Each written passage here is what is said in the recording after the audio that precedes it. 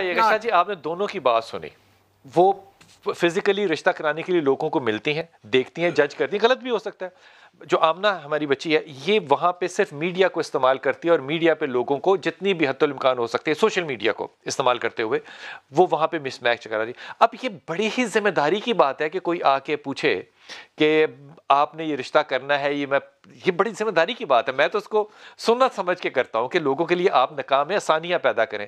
تو یہ جو جھوٹ ہے، یہ جو مطلب یہ سارا کچھ آپ نے سنا ہے، پھر یہ کیا ہے؟ بسم اللہ الرحمن الرحیم. یقیناً نکاح یہ اللہ کا حکم ہے، اللہ کی عبادت ہے، اللہ کا پسندیدہ دین ہے. اور نبی پاک نے فرمایا کہ 40 من سنن المرسلین، 4 کام نبیوں کی سنتوں میں سے ہیں. ان میں آخری فرمایا نکاح، نکاح نبیوں کی سنت ہے. آقا فرماتے ہیں نکاح من سنت، یہ میری سنت ہے. تو یقیناً اس کام میں کسی کا تعاون کرنا، وَتَعَاوَنُوا عَلَى الْبِرِّ وَالتَّقْوَىٰ، یہ اللہ کے اس حکم کے مصداق ہے کہ آپ نیکی کے کام میں کسی کا ساتھ دے رہے ہیں. اور نکاح میں کسی کا تعاون کرنا، رشتہ داری یعنی بنانے میں کسی کا کردار ادا کرنا، یہ تو خود نبی پاک صلی اللہ علیہ وسلم کی اپنی سنت مبارکہ بھی ہے، آپ کی سیرت طیبہ بھی ہے. لیکن اس کی بنیاد جو ہے وہ پہلے دن سے ہی اگر ہم جھوٹ پر رکھ لیں، غلط بیانی پر رکھ لیں، تو پھر یقین جانیے اللہ نے قرآن میں فرمایا یا ایھا الذین آمنوا اتقوا اللہ وقولوا قولا سدیدا یصلح لکم اعمالکم. بات درست کرو گے نا تو اللہ تمہارے بگڑے کام بھی ٹھیک کر دے گا. اس آیت کا معنی پتہ کیا ہے؟ اس کا مفہوم مخالف یہ ہے اگر تم غلط بیانی کرو گے نا تو جو تمہارے کام ٹھیک ہے وہ بھی خراب ہو جائے، وہ بھی خراب ہو جائیں گے. تو ہم تو پہلے دن سے ہی رشتہ داری قائم کرتے ہوئے جو بنیادیں کھڑی کر رہے ہیں وہ جھوٹ پہ کھڑی کر رہے ہیں. جھوٹ نہیں بولنا چاہیے انسان کو، بالکل سچی بات. بچی نے آمنہ نے کہا کہ میں یہ فی سبیل اللہ کرتی ہوں. اب مسز منصور جو ہے، مسز خان جو ہے، وہ ظاہر ہے اس کے چارج کرتے ہیں اور پورا ایک انسٹیٹیوشن ہے، سروس دونوں ایک ہی دے رہے ہیں. اب ایک اللہ واسطے کر رہا ہے، ایک پیمنٹ لے رہا ہے، ثواب کس کو زیادہ ہے؟ میں یہ سمجھتا ہوں کہ یقیناً فی سبیل اللہ کرنے والا اس کو بھی اجر مل رہا ہے، جو اپنی سروس کے پیسے لے رہا ہے نا اس کا بھی جو جذبہ صادقہ ہے، چونکہ اس کے اخراجات ہو رہے ہیں. چونکہ یہ بیٹی جو آمنہ تبارک کر رہی ہے نا، ابھی اس کا آغاز ہے، اس کے اخراجات کم ہیں. لیکن وہ جو ہماری بہن مسز خان صاحبہ کر رہی ہیں، ان کا چونکہ ایک دفتر ہے، انہوں نے اپنے ملازم رکھے ہوئے ہیں، ایک سسٹم بنایا ہوا ہے، وہ اخراجات پورے کرنے کے لیے سروس کے پیسے لیتے ہیں. دیکھنا چاہیے کہ اگر ممبر پہ نماز پڑھانے اور وقت دینے کے پیسے مل سکتے ہیں، کم یا زیادہ بحث نہیں ہے، تو پھر ایسے کام جو کہ نیک ہوں ان کو فی سبیل اللہ کیوں کر رہے ہیں؟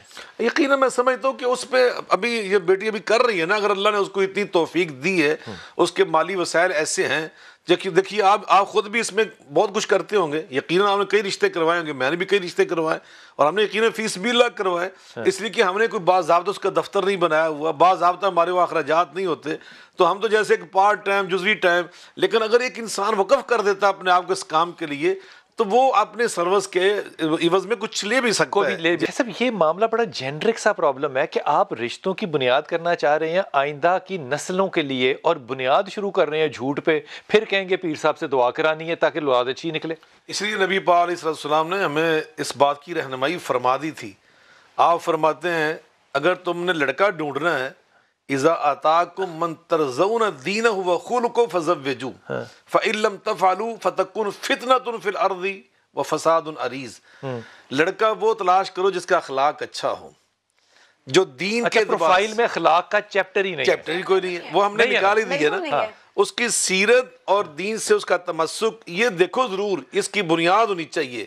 دیکھیے جو بندہ کہتے ہیں نا حقوق اللہ تو معاف ہو ہی جائیں گے جی، تو حقوقی بات تو وہی پورا کرتا ہے نا جو حقوق اللہ سے جو غافل ہے، وہ حقوقی بات کا کیا خیال کرنے والا. تو اس کا دین ضرور دیکھو، اخلاق سے تعلق مخلوق کا ہوتا ہے تو وہ بھی دیکھو.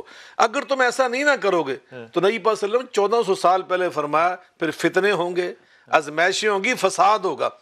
لڑکی ڈھونڈنے جو نا تو اس کا بھی فرمایا کہ لا تنکح المرأۃ الا لاربعین، فرمایا 4 چیزیں ضرور اس کی دیکھو.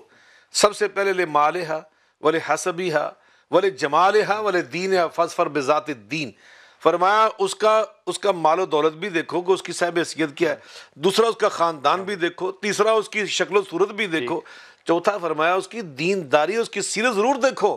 اگر کامیاب ہونا چاہتے ہو جو آپ نے وہ جو آپ نے جملہ فرمایا نا کہ آئندہ نسل یہ مستقبل کی معمار ہے خاتون، مستقبل کی قوم اس نے تیار کرنی ہے، تو فرمایا اس کی دینداری ضرور دیکھو، اسی میں تمہاری کامیابی ہے۔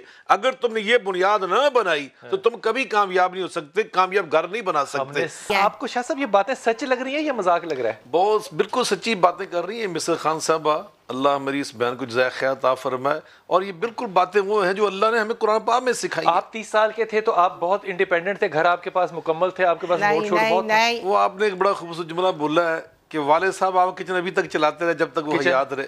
میرا یہی مسئلہ رہا، میری والدہ محترمہ جب تک حیات نہیں سارا سسٹم ان کے ہاتھ میں تھا، تو ابھی یقین جانے آپ تو یہ، اور ہم اس کو برکت سمجھتے تھے، زندگی کی آسانی سمجھتے تھے، یقین جانے معمولی پیسوں کے ساتھ بڑوں کو ہم نے اپنی فقیری اور فقر میں یقین جانے درویشی میں ہم نے بادشاہی کے وہ نظارے دیکھے، تو یقیناً یہ تو بدقسمتی ہوتی ہے ان خواتین کی جو یہ سوچتی ہیں کہ ہمیں جاتے ہی پہلے دن ایسا الگ تھلگ گھر مل جائے اور ایسا ماحول مل جائے۔ والدین کا وجود یقین جانے گھروں میں برکت تھا۔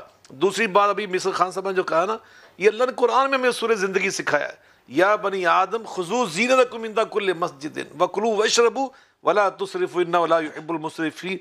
کھانے پینے سے کوئی اللہ منع نہیں کر رہا، اچھے کپڑے پہننے سے اللہ منع نہیں کر رہا، ان اللہ جمیل یحب الجمال، اللہ خود خوبصورتی پسند کرتا ہے، لیکن اسراف سے نہیں، فضول خرچی کہ ایک دفعہ سوٹ بنایا ہزاروں روپے کا، لاکھ روپے، اور وہ ایکچولی ایک دن اور ایک رات کا بھی سوٹ نہیں ہوتا، وہ چند گھنٹوں کا۔ تو یہ تو بربادی جو پیسے کی نا، اللہ نے اس سے منع فرمایا۔ اور ابھی جو جس شوہروں کی جو بات کر رہے ہیں کس طرح وہ لگے ہوئے، فرمایا الرجال قوامون النساء بما فضل اللہ بعضهم علی بعض وبما انفقوا۔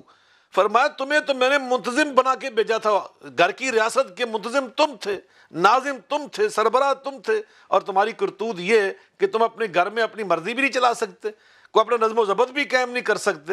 اگر نکاح کا مقصد وہ سمجھ جاتی ہے نا خاتون، جو اسلام میں نکاح کا مقصد، تو یقیناً جو آپ نے بات ارشاد فرمائی نا، وہ ضرور قبول کرتی کہ یہ پڑھا لکھا ہے، شریف النفس ہے، آج پیسے کم ہیں،